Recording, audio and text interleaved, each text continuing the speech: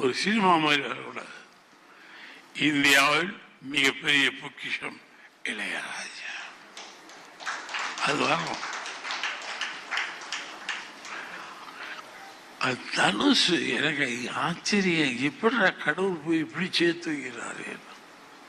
நான் ரொம்ப அதிசயப்படுவேன். தனுசு ஐயோ எப்படி நடிகனா எடுக்கிறதா, இயக்குனரா எடுக்கிறதா, எழுத்தாளனா எடுக்கிறதா, எந்த இதுக்கும் கட்டுப்படாமே தனுசு. எல்லாமுமாய் கூட வேலை செஞ்சேன், மறந்து போயிட்டேன். அதை மனிதாபிமானத்திலே சரியா கடவுள் கொண்டு சேர்த்திருக்காரு பாருங்க இளையராஜாவின் தனுசு. ஏன்னா எதுவும் நடக்க இருக்கிறது, இது மிகப்பெரிய விஷயமாக இது நடக்க இருக்கிறது. அதனால 2 பேரையும் கடவுள் கூட உட்கார வச்சுட்டார்.